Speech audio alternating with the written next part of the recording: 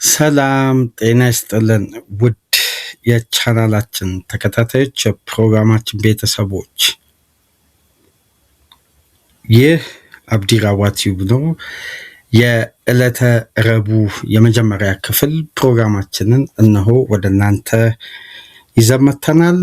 እናንተ ከኛ ጋር ከፕሮግራማችን ጋር እንድትቆዩ የአክብሮት ግብዣችንን እያቀረብን በመጀመሪያ ክፍል ፕሮግራማችን እንግዲህ በዕለተ ረቡዕ የምንመለከታቸው ጉዳዮች መካከል ዋና ትኩረት ያገኙ ባለፉት 24 ሰዓታት የወጡ ተጨባጭ የዝውውር መረጃዎችን በዚህ ፕሮግራም ወደ እናንተ የምናደርሳችሁ ነው የሚሆነው። የሁሉም ክለቦች ቼልሲን፣ ሲቲን፣ አርሴናል፣ ሊቨርፑል፣ ማንቸስተር ዩናይትድን በተመለከተ የወጡ መረጃዎችን በዚህ ፕሮግራም ትኩረት ሰጥተን ወደ እናንተ ተደራሽ የምናደርግ ነው የሚሆነው። በዋነኝነት ትኩረታችን ከዕለታዊ ተነባቢ ጋዜጦች የተወጣጡ መረጃዎችን በተመለከተ እንግዲህ ከእናንተ ጋር ቆይታ የምናደርግ ይሆናል።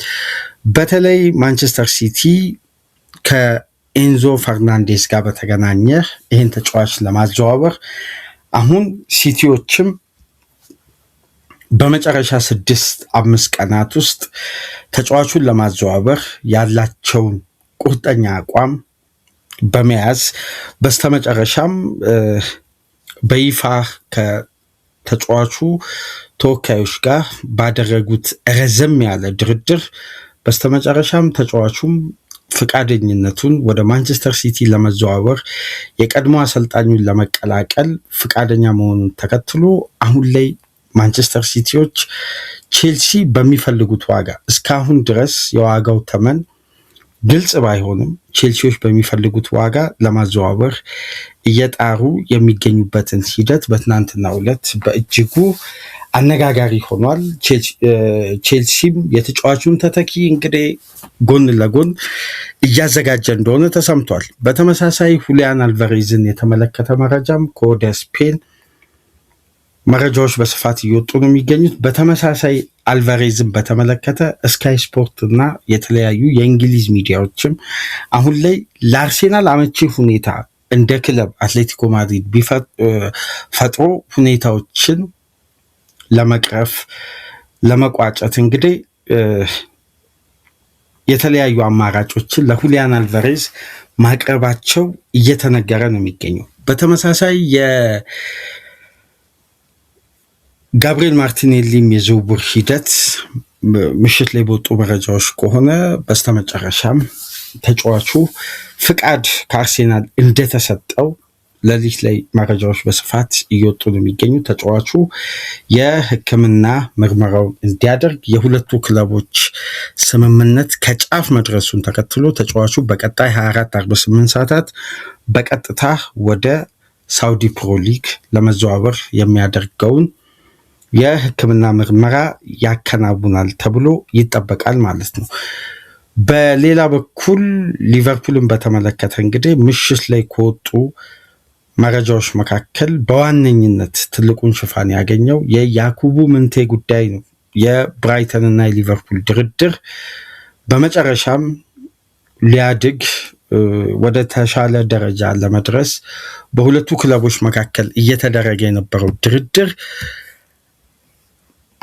ወደ አድቫንስድ ስቴጅ መሻገር ባለመቻሉ እንደ ምክንያት የቀረበው ደግሞ ብራይተን በመጨረሻም ለተጫዋቹ የጠየቀው ክፍያ ሊቨርፑሎች አሁን ለመፈጸም ዝግጁ አለመሆናቸውን ተከትሎ ሁለተኛ የክንፍ ተጫዋች ለማስፈረም የሚደረገውን ጥረት ወደ ሌሎች አማራጮች መመልከት መጀመራቸውና ምናልባት በድጋሚ ከኢብራሂም ሚባዬ ጋር የነበረውን ጉዳይ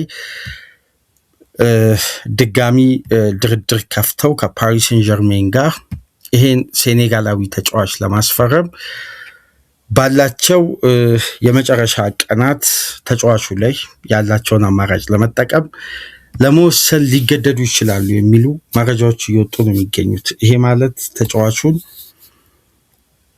ብራይተን ከተጠበቀው በላይ ከፍተኛ ክፍያ መጠየቁን ተከትሎ ሊቨርፑሎች ይህን ክፍያ ለመፈጸም ፍቃደኛ አይደሉም። አሁን ትኩረታቸው በአጠቃላይ የብራድሊ ባርኮላን ዝውውር በቀጣይ ሰዓታት ማጠናቀቅ፣ ሁለተኛው ዊንገር ግን ሊቨርፑል በአንገብጋቢ ሁኔታ በመጨረሻ 5 ቀናት ማንን ሊያስፈርም ይችላል? ይሄ ከፍተኛ ትኩረት የሳበ ጉዳይ ነው። በነገራችን ላይ በስፔን ሬዲዮ የስርጭት ጣቢያዎች ላይ በስፋት በትናንትናው ዕለት ሲነገሩ ከነበሩ መረጃዎች መካከል ማንቸስተር ዩናይትድ ለአሌሃንድሮ ባልዴ እና ለኤድዋርዶ ካቫሚንጋ ጥያቄ ለማቅረብ መዘጋጀቱን የሚጠቁሙ በርካታ ሚዲያዎች በስፔን የሬዲዮ ስርጭት በስፋት እየተነገሩ ነው የሚገኙት። ይሄ መረጃ በነገራችን ላይ የወጣበት የመረጃው ምንጭ የሬዲዮ ጣቢያ በቀጥታ የታመነ መረጃ ነው።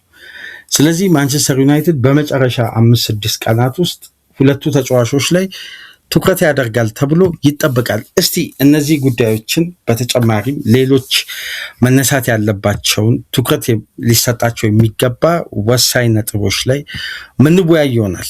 እናንተ ፕሮግራማችንን ላይክ በማድረግ እንዲጀምሩ፣ ላይክ ስታደርጉ የዚህም ፕሮግራም ተደራሽነት፣ ተደማጭነት በእጅጉ ከፍ ስለሚያደርግ ላይካችሁ ይጠቅመናል። ላይክ እያደረጋችሁ ፕሮግራማችንን ማድመጥ እንዲጀምሩ፣ አዲስ ከሆናችሁ ደግሞ ሰብስክራይብ በማድረግ ቻናላችንን እንድትቀላቀሉ የአክብሮት ግብዣችንን እያቀረብን ይህንን ፕሮግራም ከሀገር ውጭ በባህር ማዶ የምታደምጡ የቻናላችን ተከታታዮች የሁል ጊዜ ድጋፋችሁን በሱፐር ስቲከር፣ ሱፐር ቻት፣ ሱፐር ታንክስ ድጋፍ እንድታደርጉ የአክብሮት ግብዣችንን እያቀረብን በትናንትናው ዕለት ኢዩኤል ላደረክልን የሱፐር ታንክስ ድጋፍ ልባዊ ምስጋና እያቀረብን ከትናንት በስቲያ ደግሞ የቻናላችን የረጅም ጊዜ አድማጭ አባይ ላደረክልን ድጋፍ በድጋሚ እያመሰገንን እስቲ የመጀመሪያና ትልቁን ትኩረት ከቼልሲ ኤንዞ ፈርናንዴዝ ማንቸስተር ሲቲ ጋር በተገናኘ የወጡ መረጃዎችን እንመልከት። በተለይ የዛሬ የእንግሊዝ የህትመት ውጤቶች ትኩረት ከሆኑ ጉዳዮች መካከል አንዱ ኤንዞ ፈርናንዴዝን የተመለከተ መረጃ ነው። እንደምታውቁት በትናንትናው ዕለት በማንቸስተር ዩናይትድ በይፋ ካርሎስ ባሌባ ማስፈረሙን ይፋ ማድረጉ ይታወቃል። እንዲሁም በተጨማሪ የዓመቱ የፕሪሚየር ሊግ የ2025-26 የውድድር ዓመት ኮከብ ተጫዋች ብሩኖ ፈርናንዴዝ መመረጡን ሰምታችኋል። ይህንን በተመለከተ በስክሪናችን ላይ የምትመለከቱት የመጀመሪያ ጋዜጣ እንግዲህ ትኩረቱ ዘሳን የባሌባን መፈረም በተጨማሪ የባርኮላን ጉዳይ ሊቨርፑሎች ወደ ፋይናል ስቴጅ መቃረባቸውን የሚጠቁሙ የብሩኖ ፈርናንዴዝ የሳቪኒዮን ጉዳይ ትኩረት በማድረግ ነው መረጃውን በዛሬው ዕለት ለእግር ኳሱ ቤተሰብ ያጋራው።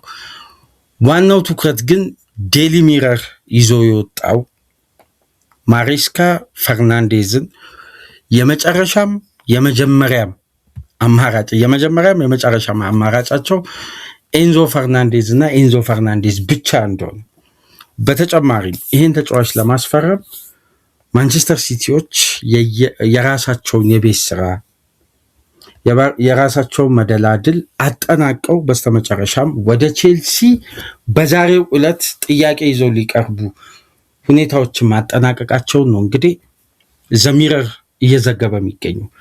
በሚረር ዋና ህትመት ላይ ትኩረት ከተደረጉ ጉዳዮች መካከል እንግዲህ ማንቸስተር ሲቲ እንደምታውቁት ቲጃኒ ቫይንደርስን፣ ኒኮ ጎንዛሌዝን ከሮድሪ መልቀቅ በኋላ የተከናወኑ ዝውውሮች ናቸው። ማለት የሮድሪ መልቀቅ ከሆነ በኋላ የተደረጉ ዝውውሮች ናቸው። ከሮድሪ በኋላም የተጠናቀቁ ቢሆንም ሮድሪ እንደሚለቅ እየታወቀ ነው። እነዚህን ተጫዋቾችም ማንቸስተር ሲቲዎች የለቀቁት ኤሌት አንደርሰንን አምጥተዋል። አዩብ ባውዲን የሕክምና ምርመራ እያደረገ ነው። በዛሬው ዕለት ምናልባት የዚህ ተጫዋች ይፋዊ ኦፊሻሊ የሚታወቅበት ዕለት ይሆናል። ስለዚህ ማንቸስተር ሲቲዎች 5 የአማካይ ክፍል ተጫዋቾችን በርናንዶ ሲልቫንም ጨምሮ መልቀቃቸውን ተከትሎ ስለዚህ ማንቸስተር ሲቲ አዲስ የአማካይ ክፍል ግንባታ ያስፈልገዋል። ለዛ ደግሞ ቁልፉ ተጫዋች ተብሎ ከተያዙ ተጫዋቾች መካከል ኤሌት አንደርሰን እና አዩብ ባውዲ መጥተዋል። ትልቁ የዚህ የዝውውር መስኮት የማንቸስተር ሲቲ ተቀዳሚ ኢላማ የማሬስካ ሹመት እንደተፈጸመ ለክለቡ ለበላይ ጠባቂ፣ ለበላይ አስተዳዳሪዎች፣ አሰልጣኙ በዋነኝነት ኢላማ አድርጎ ያስቀመጡት ኤንዞ ፈርናንዴዝ ነበር። ይህንንም ተጫዋች ለማስፈረም ማንቸስተር ሲቲዎች የራሳቸውን ቅድመ ሁኔታ አጠናቀው በዛሬው ዕለት ምናልባት ለቼልሲ ኦፊሻሊ ሬጂስተር ለማድረግ ሁሉንም ሂደት ማጠናቀቃቸውን እንግዲህ ዘሚረር በዛሬ ህትመቱ ላይ ትልቅ ትኩረት የሰጠው። በተጨማሪም ይህንን ጉዳይ ፋብሪዚዮ ሮማኖ በትናንትናው ዕለት በነበረው የመረጃ ጥቆማው ላይ አንስቷል። በተጨማሪም ቴሌግራፍም ይህን ጉዳይ በተመለከተ ትኩረት ሰጥቶ ማንቸስተር ሲቲዎች ቼልሲ ካስቀመጠው የዴድላይን ዴይ ከ10-11 ቀን በኋላ ቼልሲ ወደሚፈልገው ክፍያ የሚጠጋ ግን በዛው ልክ 120 ሚሊዮን ፓውንድ ያልሆነ ነገር ግን ቼልሲዎች የሚቀበሉት ክፍያ ተጫዋቹን ከገዙበት ዋጋ አትርፈው ለመሸጥ እንደሚያስቡ ከተጫዋቹ ተወካዮችና ከአደራዳሪ አካላት ማወቃቸውን በመግለጽ አሁን ላይ ማንቸስተር ሲቲዎች ይሄን ኦፈር በዛሬው ዕለት አቅርበው ተጫዋቹን ለማስፈረም ሁነኛ እንቅስቃሴ እንደሚያደርጉ በእጅጉ እየተጠበቀ ነው። ስለዚህ የኤንዞ ፈርናንዴዝ በዚህ የዝውውር መስኮት በከፍተኛ ክፍያ ወደ ማንቸስተር ሲቲ የሚያደርገው ዝውውር የማይቀር ይመስላል። አሁን ላይ ባሉ መረጃዎች ከሆነ ተጫዋቹም እንግዲህ ከቀድሞ አሰልጣኙ ጋር በድጋሚ ለመገናኘት ያለውን ፍላጎት አቋም ለቼልሲ ኃላፊዎች አሳውቋል። ስለዚህ በሁለቱ ወገኖች መካከል አብሮ በጋራ የመቀጠል ፍላጎት ስለሌለ ቼልሲም ተጫዋቹን ሸጦ ተተኪውን ለማምጣት ከበስተጀርባ ስራ መጀመሩን እየተገለጸ ነው የሚገኘው። እንደውም በትናንትናው ዕለት ሚጓኤል ዴላኒ የታመነው የኢንዲፔንደንት ዘጋቢ እንደሚለው ከሆነ ቼልሲ ባለፉት 10 ቀናት ከ7 እስከ 10 ቀናት ባሉት በእነዚህ ቀናት ውስጥ ቼልሲዎች በተደጋጋሚ ከአንዴም 3 ጊዜ እስከ 80 ሚሊዮን ፓውንድ የሚጠጋ በ64.5 ሚሊዮን ፓውንድ የተጀመረ እስከ 80 ሚሊዮን ፓውንድ የደረሰ 3 የተለያዩ አይነት ጥያቄዎችን ለበርንማውዝ በተለያየ ወቅት ባለፉት 10 ቀናት በተለያዩ ቀናት አቅርበው 3ቱም ጥያቄዎች ተቀባይነት አላገኙም። ያላገኙት ግን አንሸጥም በሚል ዋጋ ሳይሆን በርንማውዞች የዋጋ መስተካከል ስለሚፈልጉ እንደሆነ ቼልሲዎች ተረድተዋል። እንደሚባለው ማንቸስተር ሲቲ ያን የኤንዞ ፈርናንዴዝን ኦፈር ይዞ የሚመጣ ከሆነ ቼልሲን በተመሳሳይ ወደ 90 ሚሊዮን ፓውንድ የሚጠጋ ፓኬጅ ከ80 ሚሊዮን ፓውንድ በላይ 90 ሚሊዮን ፓውንድ ገደማ የሚደርስ ፓኬጅ ለአሌክስ ስኮት ለበርንማውዝ ለማቅረብ ቼልሲዎችም ዝግጅታቸውን አጠናቀዋል። ይሄ ባለፉት ቀናት በቼልሲ የሚገኙ ውስጥ አዋቂዎች መረጃዎችን አሻግረዋል። ስለዚህ ቼልሲም ኤንዞ ፈርናንዴዝን ባስቀመጠለት ዴድላይን ዴይ ለመሸጥ የነበረው ፍላጎትና አቋም በይፋ መቀየሩን ይዘገብ እንጂ ይነገር እንጂ ማንቸስተር ሲቲ በድጋሚ እንደሚመጡ ጥያቄዎችን እንደሚያቀርቡ ወደ መጨረሻ ቀናት ሂደቱን ለማስተካከል ወደ ዝውውሩ እንደሚመለሱ ቼልሲዎችም ይሄን ጉዳይ ያውቁታል ነው እየተባለ የሚገኘው። ኬረን ጊል እንደሚለው ከሆነ እንደውም ቼልሲ አመሻሹን ከማንቸስተር ሲቲ ጋር ኮንታክት ማድረግ ሳይጀምር እንዳልቀረ የሚጠቁሙ መረጃዎች እየወጡ ነው የሚገኙት። በዚህ የዝውውር ሂደት ላይ ግን የኤንዞ ፈርናንዴዝ ኤጀንት ሃቪየር ፓስቶሬ ትልቁን ሚና እየተጫወተ ነው የሚገኘው። የበለጠ ደግሞ ተጫዋቹን አንሴትል በማድረግም የተጫዋቹ ኤጀንት ትልቁ ሚና እየተጫወተ ነው የሚገኘው እና ኤንዞ ማሬስካና ቼልሲ ኤንዞ ፈርናንዴዝ እና ቼልሲ ከ4 ዓመት ቆይታ በኋላ የመለያየታቸው እድል እየሰፋ መጥቷል። በዝውውር ምን እንደሚፈጠር አይታወቅም። ዝውውሩ ሊካሄድ የሚችልበት እድል በጣም ከቀን ወደ ቀን እየሰፋ መምጣቱ ነው የሚነገረው እንጂ ዝውውሩ ይደረጋል እየተባለ አይደለም። ስለዚህ የዛሬዋ ዕለት በእጅጉ ወሳኝ ምዕራፍ ላይ ነው።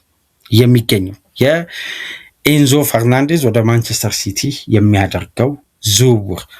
የቼልሲስ በማንቸስተር ሲቲ የሚቀርብለት ጥያቄ የመቀበል ሁኔታ፣ ይሄም ሌላ አዲስ አጀንዳ የሚያስነሳ ነው። ለማንኛውም የኤንዞ ፈርናንዴዝ የዝውውር ሂደት ግን አሁን በማንቸስተር ሲቲዎች በሚያቀርቡት ኦፈር ላይ የተመሰረተ እንደሆነ መረጃዎች እየወጡ ነው። እሺ እዛው ቼልሲ ቤት ቆይ ጉዳዮችን እናጠቃልልና አሌክስ ስኮትን የማስፈረማቸው እድል ግን በጣም ሰፊ እንደሆነ ሚጓል ዴላኒ እየተናገረ ነው የሚገኘው በተደጋጋሚ። እንደ ምክንያት የሚነሳው ደግሞ ተጫዋቹ እንደምታስታውሱት ከትናንት በስቲያ በነበረው ጨዋታ ሞርጋን ሮጀርስ ከጨዋታው መጠናቀቅ በኋላ በሶሻል ሚዲያው የቼልሲ ተጫዋቾች የሱም የቡድን አጋሮች አብሮ በጋራ ሴሌብሬት ያደረጉበት መንገድ በኢንስታግራም ገጹ ላይ ከለቀቀ በኋላ በሰዓታት ውስጥ ከፍተኛ ላይክ እና ቪው አግኝቷል። በኢንስታግራም ገጹ ላይ ልብ በሉ የመጀመሪያ 90 ግለሰቦች ያንን ፖስት ላይክ ካደረጉት መካከል ብቸኛ ፕሮፌሽናል ተጫዋች አሌክስ ስኮት ነው ከነዛ ፖስቶች ውስጥ። በተጨማሪም ይሄ ተጫዋች ለተወካዮቹ እንደገለጸው ለቤተሰቦቹ እንደገለጸው ከሆነ ከቼልሲ ኃላፊዎች ጋር ባደረገው ቀጥተኛ ግንኙነት አሁን ላይ ወደ ስታንፎርድ ብሪጅ የመዘዋወር ፍላጎት እንዳለው በግልጽ ለበርንማውዝም ለተወካዮቹ አሳውቀዋል እያለ ነው የሚገኘው። እንግዲህ ሚጓል ዴላኒ የታመነ የኢንዲፔንደንት ሪፖርተር ነው። መቀመጫውን ለንደን ያደረገ ታማኝ ዘጋቢ ነው።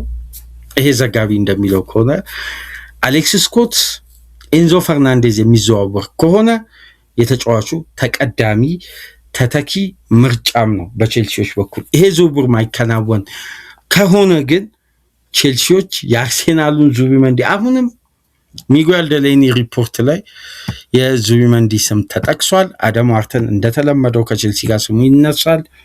ኤድዋርዶ ካቫሚንጋ ደግሞ አዲስ ስም ነው በቼልሲ ራዳር ውስጥ እንዳለ የተገለጸ።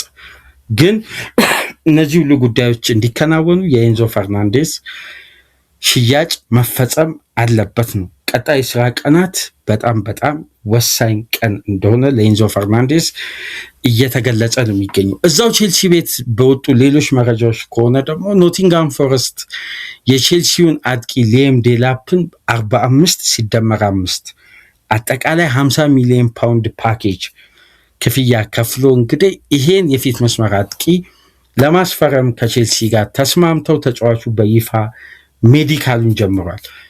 ቼልሲ ከ1 ዓመት በኋላ ሊያም ዴላፕን ሸኝቷል ማለት ነው። ይሄ በጣም አስገራሚ ጉዳይ ነው።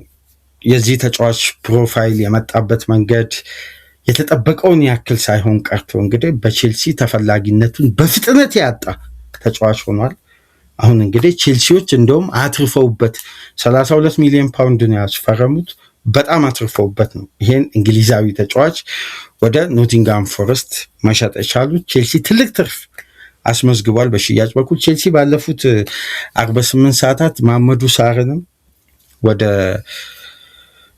ውሰት ሸኝተዋል። በተጨማሪም ቼልሲ እንግዲህ ከቪላ ጋር ይፋዊ ድርድር ጀምሯል። ቪላም ለቼልሲዎች 65 ሚሊዮን ፓውንድ ፓኬጅ አቅርበው ኒኮላስ ጃክሰንን ለማስፈረም ቀጥተኛ ድርድር ተጀምሯል። ቼልሲ ግን እነዚህን ሁለት አጥቂዎችን ሸኝቶ ኢማጋን ብቻ በስብስብ ውስጥ እንደ ባካፕ ይዞ ዌልቤክን እንደ አማራጭነት እየተጠቀመ ሲዝኑን ይጀምራል ወይ የሚለውን ጉዳይ ደግሞ ትኩረት ማድረግ ያስፈልጋል። ለምን መሰላችሁ? ከሰሞኑን በተደጋጋሚ አንዴ ብቻ አይደለም በ4-5 ቀናት ውስጥ ከአንድ አይነት ሚዲያ ዲፕሊኬት የሆነ ግን ሩመርሱ የበዛ መረጃ ከወደ ስፔን ይወጣል። ሁሊያን አልቫሬዝ ፍቃደኝነት የሚያሳይ ከሆነ ቼልሲዎች ከዚህ በፊት በቀጥታ አፕሮች የደረሳቸው ከአትሌቲኮ ማድሪድ ነው።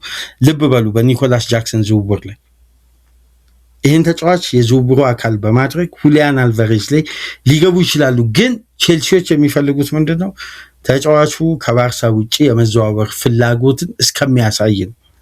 ያንን የሚያሳይ ከሆነ ቼልሲ እንግዲህ እዚህ ዝውውር ላይ ሊገባ ይችላል የሚል ሩመርስ ከወደ ስፔን ይወጣል በተደጋጋሚ እና ይህም መረጃ አለ። ግን አሁን ላይ ሁለቱን ተጫዋቾች ሸጦ ከ110 ሚሊዮን ፓውንድ በላይ የሚያገኝ ይመስላል። ነገር ግን እዚህ ጋር የምትመለከቱት ቼልሲ ሁለቱን ተጫዋቾች ሸጦ የሚያገኘው ክፍያ በእጥፉ ከሁለቱን ተጫዋቾች ለማዘዋወር ከከፈለው ክፍያ በእጥፍ ሊያገኘው ቼልሲ በጣም አስገራሚ የዝውውር ሂደት ነው። እንግዲህ በቼልሲ ቤት በቀጣይ 48 ሰዓታት ቼልሲ ቤት ብዙ ክንውን ይኖራል። በተለይ በዛቪ አሎንሶ እቅድ ውስጥ ለዚህኛው የውድድር ዓመት ለረጅም ዓመት ሳይሆን ለዚህኛው የውድድር ዓመት እቅድ ውስጥ የሌሉ ተጫዋቾች በቀጣይ የስራ ቀናት በውሰትና በሽያጭ ውል ክለቡን የሚለቁ ይሆናል። በቼልሲ ዙሪያ የወጣው መረጃ ይሄን ይመስላል። እስቲ በቀጥታ ወደ አርሴናል እንሂድና ይሄን ጋዜጣ ተመልከቱት። ይሄ ጋዜጣ እንግዲህ በቀጥታ ትኩረቱ የሚያደርገው ከአርሴናልና ሁሊያን አልቫሬዝ ጋር በተመለከተ ሁዋን ፓኩ የሚባል የዳሪዮ ስፖርት ጋዜጠኛ የራሱን ኤክስክሉሲቭ ኒውስ በጋዜጣው ላይ ለህትመት ያበቃበት የዛሬው መረጃ ነው። ይሄ መረጃ በነገራችን ላይ ገብታችሁ የተወሰኑ የክፍያ ስርዓት አሉት፣ ያንን ፈጽማችሁ መመልከት ትችላላችሁ እና እዚህ መረጃ ላይ በጣም ለአርሴናሎች እጅጉን ተስፋ የሚሰጥ ሰፊ ጉዳይ ነው የተነሳው። በዳሪዮ ስፖርት ይሄኛው ዘጋቢ ይዘው የወጣው ሪፖርት በቀጣይ 5-6 ቀናት ውስጥ አርሴናል እና ባርሳ ቢዲንግ ዋር ውስጥ ሊገቡ እንደሚችሉ እየገለጸ የሚገኘው ምን መሰላችሁ? የአትሌቲኮ ማድሪዱ ስራ አስፈጻሚ እንደምታውቁት በለንደን ቆይታ ማድረጉ በተደጋጋሚ ሲገለጽ ነበር። ከቀን ወደ ቀን የሚወጣው መረጃ ተመልከቱ። በትናንትናው ዕለት የነ ዳሪዮ ስፖርት የነ ሞንዶ ዲፖርቲቮን ጋዜጣ ንጋት ላይ በትናንት ፕሮግራማችን ንጋት ላይ ነበር ወደ እናንተ ተደራሽ ማድረግ የቻልነው። እዛ መረጃ ላይ ከተነሱ ነጥቦች መካከል አርሴናል በዋስትና ደረጃ መክፈል የሚችለውን የፋይናንስ ስርዓት ጭምር ለአትሌቲኮ ማድሪድ ማሳወቁንም እየተገለጸ ነበር። ነገር ግን ያንን ክፍያ ለመክፈል አርሴናልን ሊያዘጋጅ ፋይናንሻሊ ራሱን አብቅቶ ዛሬ ላይ ማርቲኔሊን ሸጠዋል። እዚህ ጋር ልብ ማለት ያለብን አትርፈው በጣም ተጫዋቹን ተገልግለውበት በፕራይም ታይሙ አስፈላጊውን ክፍያ አግኝተው አርሴናሎች ሸኝተውታል። ይሄ ተጫዋች አልተተካም። ግን ትልቁን ክፍያ ለመክፈል አርሴናል አሁንም ቅድሚያ ሰጥቶ ዝግጅቱን አጠናቆ ለአትሌቲኮ ማድሪድም አሳውቆ በተጠንቀቅ እየተጠባበቀ የሚገኘው የሁሊያን አልቫሬዝን ውሳኔ ነው የሚለው ጉዳይ ከትናንት ጀምሮ መነጋገሪያ ርዕስ ነበር። በዛሬው ዕለት ግን ጉዳዮች ሁሉ ተቀይረው ሚጉኤል አንጌል በለንደን በነበራቸው ቆይታ ከእሳቸው ጋር ከነበሩ ሌሎች ስራ አስፈጻሚ ተወካዮች መካከል ደግሞ የሁሊያን አልቫሬዝ ተወካዮችም በድርድሩ ላይ እንደነበሩ ደግሞ ይሄ ዘጋቢ ይዞ ወጥቷል። ስለዚህ በቀጣይ ቀናት ከተጫዋቹ በኩል ያለው የውሳኔ ሂደት እንደገና በባርሳ አቋም ላይ የሚጸና ከሆነ አርሴናል 100% ከዝውውሩ ወጥቶ በቀጥታ ወደ ሌሎች አማራጮች ይሄዳል። ሁለቱ የስራ ቀናት ዛሬን ጨምሮ ሐሙስና አርብም ማለት ነው። አይ ተጫዋቹ ወደ ለንደን ለመዘዋወር እነዚህ የተጫዋቹ ተወካዮች ከአርሴናል ጋር ተገናኝተው የተደራደሩበትን መንገድ ከተመለከቱ ካጤኑ በኋላ ተጫዋቹ የሀሳብ ለውጥ የሚያደርግ ከሆነ አርሴናል በቀጥታ በ24 ወይ በ48 ሰዓታት የሁሊያን አልቫሬዝን ዝውውር ያጠናቅቃል። ይሄ ዘጋቢ ነው የሚለው 100% ያጠናቅቃል ነው የሚለው። ይሄ ጉዳይ ይላል በካታሎኒያ ካምፕ ውስጥ በጣም መነቃነቅን ፈጥሯል። በዋነኝነት የፈጠረው ባርሳ እስካሁን ድረስ ባለው አቋም ላይ ጸንቶ ጥያቄም ሳያቀርብ ወደ ዝውውሩም ሳይመጣ በሁሊያን አልቫሬዝ ፍላጎት ላይ አሁንም ያለው አቋም እንዳለ ሆኖ ግን ባርሳ የተጫዋቹ ሁኔታና በአትሌቲኮ ማድሪድ ላይ ጫና ፈጥሮ ክለቡን ለማልቀቅ በሚያደርገው ሂደት ላይ ትልቅ ተጫዋቹን አንሴትል በማድረግ ትልቅ ሚና ተጫውተዋል። አሁን ዘግይተው ባርሳ ጥያቄ ለማቅረብ የሚዘጋጁት የክፍያ ስርዓት ራሱ ከአርሴናል የተሻለ ካልሆነ አትሌቲኮ ማድሪድ አይሸጥም። አሁን አርሴናል ደግሞ እንቅስቃሴውን መጀመሩን የተመለከቱ ባርሳዎች ቢዲንግ ዋር አይነት ለማቅረብ መዘጋጀታቸውን ስላወቁ አርሴናሎች ዋጋ ተመናቸውን ከፍ አድርገዋል ነው እያለ የሚገኝ በጣም ከፍ አድርገዋል። አሁን ከሰሞኑን ትናንት በነበረንም ፕሮግራም ላይ ስንመለከት ነበር የ128 እስከ 30 ሚሊዮን ፓውንድ ዋስትና እያሉ ነበር የእንግሊዝ ሚዲያ ለሁሊያን አልቫሬስ። ስለዚህ ባርሳ 100 ሚሊዮን ዩሮ ላይ አሻሽሎ የሚመጣው ክፍያ 100 ሚሊዮን ፓውንድ የሚደርስ ነው። 116 ሚሊዮን ዩሮ ነው።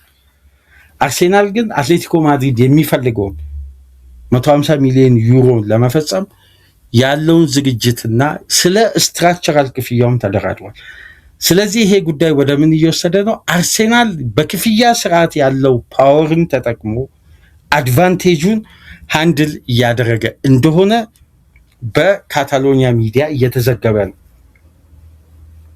ባርሳ ደግሞ ይህን ያክል ክፍያ ለመክፈል በጭራሽ አይፈልግም። በነገራችን ላይ ወደ ባርሳ ተጫዋቹ መዘዋወር መፈለጉን ብቻ አትመልከቱ።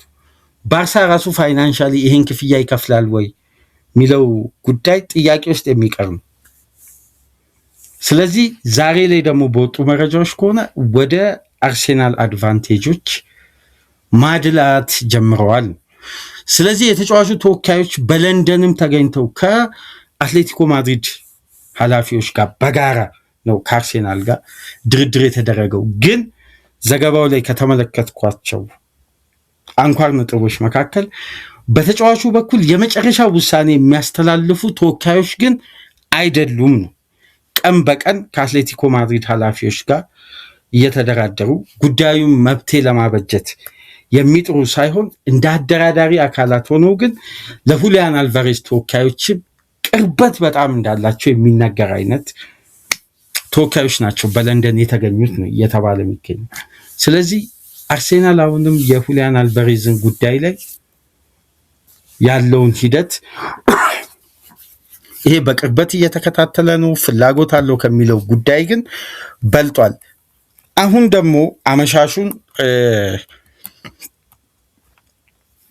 ትናንት ምሽት ስካይ ስፖርት ደግሞ ይዞ የወጣው አንድ አስገራሚ መረጃ አለ። አትሌቲኮ ማድሪድ በቀጥታ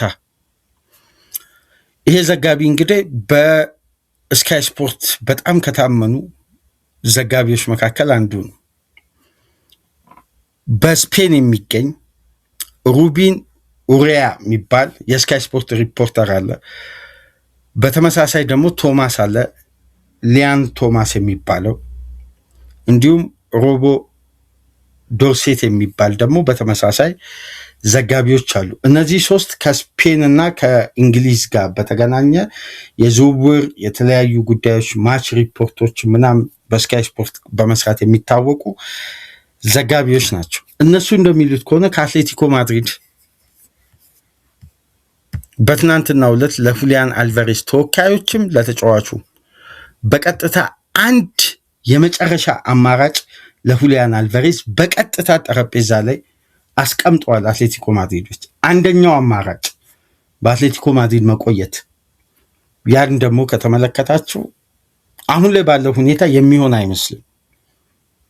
ያው በዝውውር ሁሉም ጉዳይ እንደሚቀየር ይታመናል። የትኛውም ሂደት መጨረሻ ላይ አቅጣጫውን ይቀይራል፣ ምስሉን ይቀይራል። ይሆናል ተብሎ የሚጠበቁ ጉዳዮች ሳይሆኑ ሲቀሩም እንመለከታለን። በዝውውር በ24 ሰዓት ውስጥ አብዛኛው ሂደት ይቀየራል። ይሄ ዝውውር ውስጥ ያሉ እውነታዎች ናቸው። ግን አንደኛው አማራጭ ተጫዋቹ በአትሌቲኮ ማድሪድ ቤት እንዲቆይ ነው። ይሄ ደግሞ እንዳይሆን ከሚያደርጉ ጉዳዮች መካከል ያለፈውን ጨዋታ ተመልክታችኋል። ተጫዋቹ በዛ ልክ ተወግዞ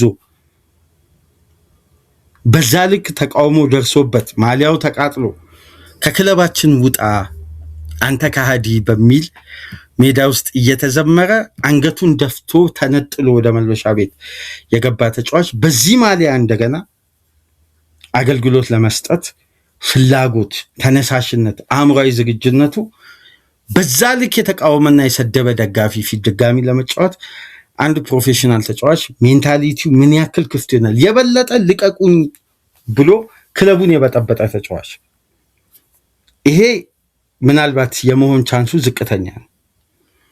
ሁለተኛውና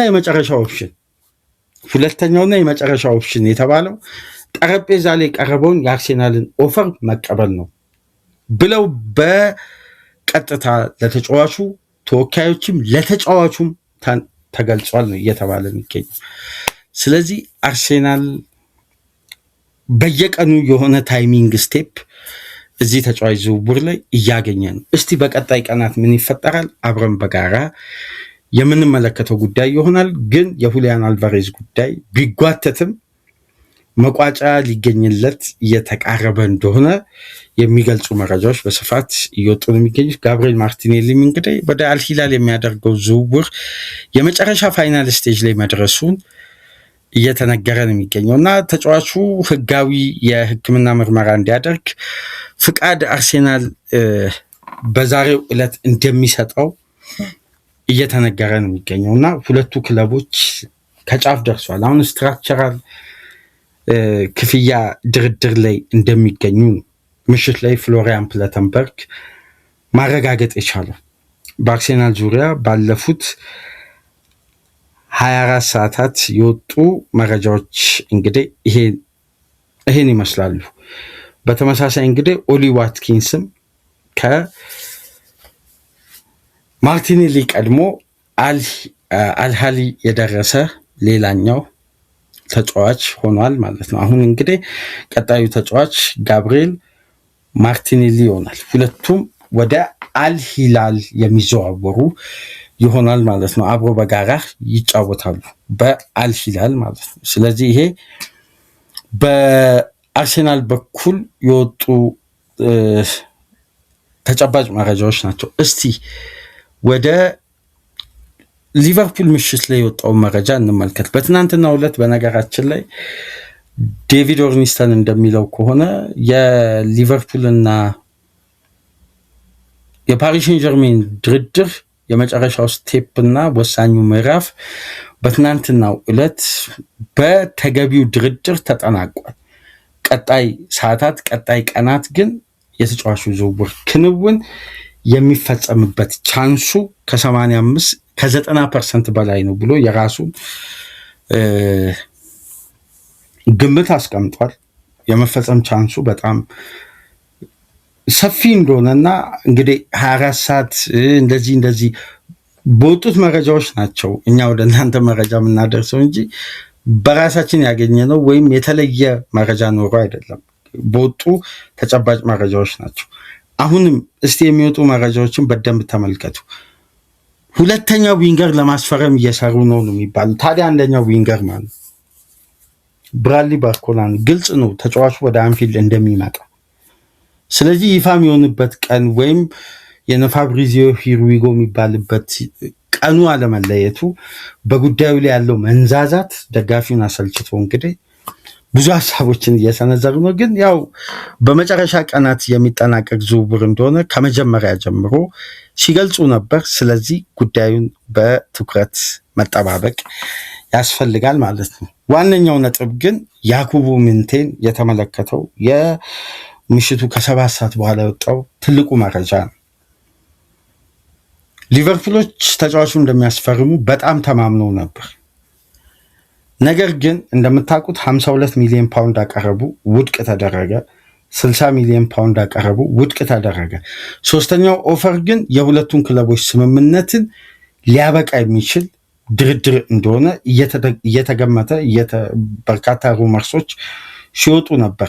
ለሶስተኛው ኦፈር ሊቨርፑል ለማቅረብ የብራይተንን ፍላጎት በቀጥታ ሲያጣሩ ወይም ሲጠይቁ ብራይተኖች እስከ ትናንት ምሽት ድረስ ኤክስፓየርድ የሚያደርግ 72 ሚሊዮን ፓውንድ እስከነ አዶንሱ አስቀምጠው ነበር። ምሽት ላይ ደግሞ የመጨረሻው ድርድር ከተደረገ በኋላ ሊቨርፑል ኦፊሻል ኦፈር ሳብሚት ሳያደርግ የተጫዋቹን የሽያጭ ሂደት ከተደራደረ በኋላ ኦፈር ለማቅረብ በሚጥርበት ወቅት እንግዲህ ኤክስፓየርድ አድርጎ ያ ሰዓት ወይም የተቀመጠለት ቀነ ገደብ ተጠናቆ ብራይተን በቀጥታ የተጫዋቹን የዋጋ ተመን ከ72 ሚሊዮን ፓውንድ ወደ 80 ሚሊዮን ፓውንድ ከፍ አድርጓል። ወደ 93.4 ሚሊዮን ዩሮ አካባቢ ከ2 እስከ 3 ወራትን በውድድሩ የመጀመሪያ ጊዜያት የማያገለግል ጉዳት ላይ የሚገኝ የበለጠ ደግሞ በፕሪሚየር ሊጉ ጥሩ አገልግሎት የሚሰጥ ነገር ግን አሁን ላይ ባለው ጥራትና በቦታው ላይ ከሚፈለገው አንገብጋቢነት አንጻር የክፍያ ዋጋውና ተመኑ ገበያውን ያማከለ ወይም አሁን ላይ ያለውን የተጫዋቹን ሁኔታ ከግምት ውስጥ ያላስገባ ሆኖ ስለተገኘ ሊቨርፑሎች ይህን ዋጋ ለመክፈል በጭራሽ ፍላጎት ስለሌላቸው ብራይተን ዋጋውን እስካልቀነሰ ድረስ ሊቨርፑል ድጋሚ አይደራደርም። ስለዚህ ወደ ሌሎች ኦፕሽኖችን መመልከት ተገዶ ወደ ኢብራሂም ሚንባዬ ዝውውር በድጋሚ ለመመለስ ማሰብ መጀመራቸው ተገልጿል። ይሄ ለሊት ሊወጣ መረጃ ነው። ምክንያቱም የያኩቡ ምንቴ የዋጋ ተመን ሲባል የነበረው እስከ 70 ሚሊዮን ፓውንድ እስከ 72 ሚሊዮን ፓውንድ ገደማ፣ ይሄ ማለት እስከነ አዶንሱ ነው። ነገር ግን ሊቨርፑል በ65 ሚሊዮን ፓውንድ እና የተወሰኑ አዶንሶችን ጨምረው እንደሚያስፈርሙት በጣም የተማመኑ ዝውውር በከፍተኛ የዋጋ ልዩነት ከብራይተን መጠየቁን ተከትሎ በቀጥታ ዝውውሩን ለቆ ለመውጣት እያሰቡ ነው እና ወደ መጀመሪያው ኢላማቸው ወይም 70 ሚሊዮን ዩሮ 58 ሚሊዮን ፓውንድ ክፈሉበት ወደ ተባሉት ወደ ኢብራሂም ሚንባዬ ዝውውር ለመመለስ ማሰባቸው ተሰምቷል እና አሁን ላይ በእጅጉ ሊቨርፑል ትኩረቱን ወደ ኢብራሂም ሚንባዬ ለመመለስ እያሰበ ነው የሚገኝ። ስለዚህ በቀጣይ ቀናት የሊቨርፑል ጠንካራ ስራ የሚጠበቀው እንደገና ወደ ቀድሞ ፍላጎቱ ይመለሳል ተብሎ ነው እየተነገረ የሚገኘው። ግን የያኩቡ ምንቴ ጉዳይ አሁን ላይ በዋጋው ምክንያት ዝውውሩ ሊካሄድ የነበረበትን እድል በአንዴ ያሳጥቶት እንግዲህ መቀዛቀስ ተፈጥሯል። እነ ፋብሪዚዮም እና አሌክስ ኩክም እንዳረጋገጡት ከሆነ አሁን ላይ ማንቸስተር ዩናይትድ ሊቨርፑሎች የያኩቡ ምንቴን የዝውውር ክፍያ ለመክፈል ፍላጎት የላቸው። ከ72 ሚሊዮን ፓውንድ በአንዴ 80 ሚሊዮን ፓውንድ መጠየቃቸውን ተከትሎ ዝውውሩን ለመተው እያሰቡ ነው። ስለዚህ ወደ ሌሎች አማራጮች ፊታቸውን አዙሯል። ሁለተኛ የክንፍ ተጫዋች ማስፈረም አሁንም የሊቨርፑል የቀጣይ ቀናት ትልቁ የቤት ስራ ነው። አንድ ጉዳይ ግን ከወደ ፈረንሳይ በስፋት እየተዘገበ ነው የሚገኘው። በእንግሊዝ ሚዲያ የተረጋገጠ ጉዳይ የለም። የፈረንሳይ ሚዲያዎች ናቸው እያወጡ የሚገኙት። ሊቨርፑሎች እንግዲህ በመጨረሻ ሰዓታት ላሚን ካማራን ለማምጣት በ6 ቁጥር ቦታ ላይ ጥረት መጀመራቸውና የመጨረሻ ቀናት ላይ በሚፈጠሩ የዝውውር ሂደቶች ይህን ዝውውር ለማከናወን ማሰባቸው ማቀዳቸውና ከሞናኮ ጋር የተጫዋቹን የክፍያ አይነት ሙሉ ኢንፎርሜሽኑ መቀበላቸው ተገልጿል እና ክለቡ ላሚን ካማራን ለማምጣት ፐርሰናል ተርም ሳይሆን ከሞናኮ ጋር የሚደረገውን ድርድር ነው አሁን ላይ ሁኔታዎችን እየተመለከቱ የሚገኙት። ይሄ አዲስ የተሰማ ሩመርስ ነው፣ ግን ከወደ ፈረንሳይ ወጣ ነው። ላሚን ካማራን ግን በመጨረሻ ቀናት አጋጣሚውና እድሉ ከተከፈተ ይህን ተጫዋች ለማስፈረም እቅዳቸው ውስጥ እንዳለ ግን ተነግሯል። ቅድሚያ የሚሰጡት ግን የክንፉን ዲፓርትመንት እንደሆነ አሁንም እዛ ዘገባ ላይ ተነስቷል። ስለዚህ በሊቨርፑሎች በኩል የወጣው መረጃ ይሄ ነው። የያኩቡ ምንቴ ዝውውር አሁን ላይ የመከናወን ቻንሱ እጅጉን በጣም ዝቅተኛ ሆኗል በብራይተን የዋጋ ተመን ምክንያት። ስለዚህ በቀጣይ ቀናት ይህንንም ክፍያ ለመፈጸም ክለቡ በድጋሚ ፍላጎት አሳይቶ ከመጣና ከተደራደሩ ጉዳዮች ይቀየራሉ። ካልሆነ ግን ይሄ ተጫዋችን አሁን ላይ በሚወጡ መረጃዎች ከሆነ ሊቨርፑል ይህን ተጫዋች የማዘዋወር ፍላጎት የለውም በዋጋው ተመን ምክንያት። ግን ተጫዋቹ የዝውውር እንዲከናወን በእጅጉ ፈልጓል። የሁለቱ ክለቦች ስምምነትና የገንዘብ ተመን ግን እጅጉን የተራራቀ ነው። የሊቨርፑል የመጨረሻ የዋጋ ተመን የወጣው 68 ሚሊዮን ፓውንድ ነው። አሁን እየተጠየቀ የሚገኘው 80 ሚሊዮን ፓውንድ ያውን ፊክስድ ፊ ነው። ሊቨርፑል እስከነ አዶንሱ ነው 68 ሚሊዮን ፓውንድ ለመክፈል የመጨረሻ የዋጋ ተመን ክለቡ ለተጫዋቹ ይመጥናል ብለው ያወጡት። ስለዚህ በቀጣይ ቀናት እስቲ ሁኔታዎችን የምንመለከት ነው የሚሆነው። በተለይ የላሚን ካማራ ጉዳይ የሚያድግ ከሆነ የተለየ መረጃ የሚወጣ ከሆነ ሂደቱን ተመልክተን ወደ እናንተ አፕዴት የምናደርጋችሁ ነው የሚሆነው። እስቲ ወደ ማንቸስተር ዩናይትድ ጉዳይ ደግሞ እንለፍ። የስፔን የሬዲዮ ስርጭቶች በትናንትናው ዕለት በስፋት እንደገለጹት ከሆነ ማንቸስተር ዩናይትድ ለኤድዋርዶ ካቫሚንጋ 50 ሚሊዮን ዩሮ 43 ሚሊዮን ፓውንድ ለማቅረብ መዘጋጀታቸውን ዘግበዋል። በተመሳሳይ ለአሌሃንድሮ ባልዴ ደግሞ ከ30 እስከ 40 ሚሊዮን ዩሮ ለማቅረብ ፍላጎት እንዳላቸው ለባርሳ አሳውቀዋል። ስለዚህ በዛሬው ዕለት ማንቸስተር ዩናይትድ የሚያደርገው ቀጥተኛ በእነዚህ ተጫዋቾች የዝውውር ሂደት ላይ እያንዳንዱ ጉዳይ ስቴፑን ጠብቆ ለእግር ኳሱ ቤተሰብ ይፋ የሚሆን ይሆናል። ግን እስካሁን ድረስ ይህ መረጃ እየወጣ የሚገኘው ከወደ ስፔን ነው። የእንግሊዝ ሚዲያዎች ደግሞ የሚያወጡትን መረጃዎች ተመልክተን ወደ እናንተ ይዘንላችሁ የምንመጣ ነው የሚሆነው። ይሄ ገና በሩመርስ ደረጃ ሊያቀርብ እንቅስቃሴ ጀምሯል።